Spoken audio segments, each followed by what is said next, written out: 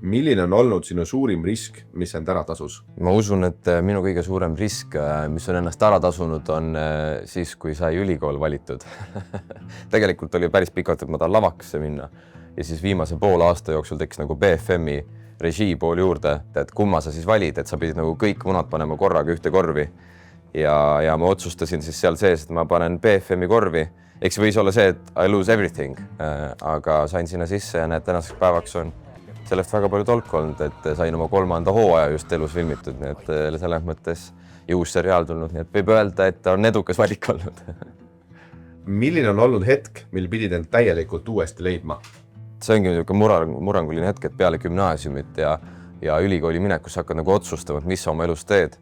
Sest et senimaani ma olin arvanud, et ma sinna lavaka suunda lähen ja ma läksin ka Inglismaal õppima filmi näitlemist ja siis seal kuidagi selle filmide keskel olemine.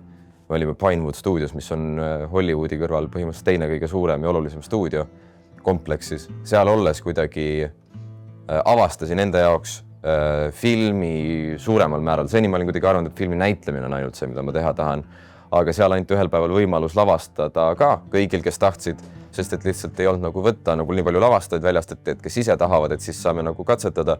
Ja see kuidagi kukkus hästi välja, mitte selles mõttes, et teos, mis sealt tuli, oli hea, vaid lihtsalt mul oli endal hea olla seda tehes ja kuidagi avastasin iseennast, et sel hetkel hakkas nagu toimuma siis see mingisugune muutus, kus päevalt hakkasin mõtlema, et oota, kas äkki üldse lavastamine minu suund. Ehk siis ilmselt seal oli see kõige suurem shift, kuna senimaani ma olin suhteliselt veendunult arvanud, et ma lähen ühte teed pidi. Ja seal pidi ennast kuidagi taas avastama, et kas ma tõesti muudan. Ja see kulmineeruski selle hetkel, kus ma siis lõpuks otsustasin, et ma lähen BFM-i seal viimasel hetkel. Et seal on minu jaoks toimunud, ma arvan, kõige suurem muutus. Seal, kui sa olid nagu, siis sa olidki full on selle kõikide nende filmide keskel. Samal ajal filmiti näiteks Jurassic Parki, kui ma seal olin. See tähendab seda, et tulid need rohelised tüübid, kellel on mummud peal, tulid lõunad söömas, nad ei hakanud neid ära võtma. Neid see tüüpe sa ikkagi kohtasid selles mõttes.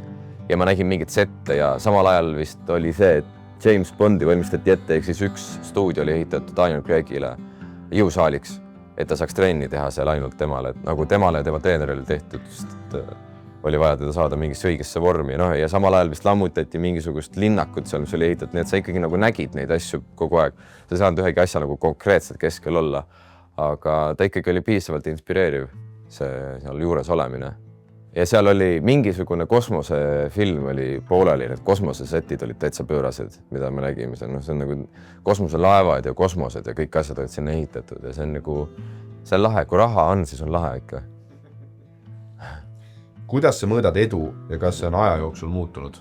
Mulle tundub, et edu on selles vähemalt enda puhul, kui ma saan järjest nagu ägedamalt ja suuremalt ja uhkemalt omi asju teha, mida ma teha tahan.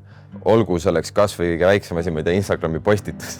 Et nüüd ma ikkagi põhimõtteliselt enamasti teen selle koos operaatori, stsenaristiga, monteerijaga, et nüüd ma saan neid suuremaks teha, et nüüd on nagu, mul on rohkem võimalusi antud või samamoodi, et oma seriaal, mida ma hetkel just lõpetasin filmimast, et selle kindlalt kõige suurem asi, mida ma olen seni saanud teha ja minu jaoks on see nagu mingisuguse järgmise leveli või millegi uue saavutamine. Ma saan midagi suuremalt teha ja veel rohkem teha seda nii, nagu ma soovin, et ma arvan, et see, et loomingulises maailmas ongi see, et mida rohkem sa saad nagu enda näoga teha seda ja endal nagu julgustada teha rohkem enda näoga, see vist on see edu valem, mida ma näen või edu võti. Mida tähendab sinu jaoks olla mees tänases maailmas? Ma arvan, et olla mees tähendab, et olla inimene. Minu ühiskond liigub ka sinna suunas, et ei ole enam nagu nii väga mees ja naine, vaid on inimene ja seda tundub ka meheks olemine tähendab, et ei pea enam näitama, et ma olen mees või et ma olen kõige tugevam või mina peaksin poliitikat tegema. Mul on tunne, et meheks olemine on see, et kui sa saad aru, et sa tegelikult oled üks väike inimene, kes võiks natukene kogu aeg targem olla. See on meheks olemine. Kuidas sa hoiad suhteid, kui elu on kiire? Ma olin jälle võtetel 2 kuud, isegi kauem, mis tähendab seda, et ma olen hommikust õhtuni tööl olnud. Ja ega ongi väga keeruline. Pole pere näinud, pole sõpru näinud, pole kedagi näinud. Ja praegu ongi täpselt see periood, kus eile sain sõbraga kokku, üleeile sain sõbraga kokku, täna hommikul käisin enne sõbra juures. Et nüüd on nagu siukene, et ma nagu üritan endast nii palju nagu tagasi anda, sest et ma saan neilt nii palju tagasi, ma tahan nende jaoks olemas olla, sest et kõige hullem osa ongi see, et kui siin pikalt ei ole, siis ühest hetkest tekib tunne, et ta ei tulegi või teda ei olegi olemas või ta ei tahagi olla olemas.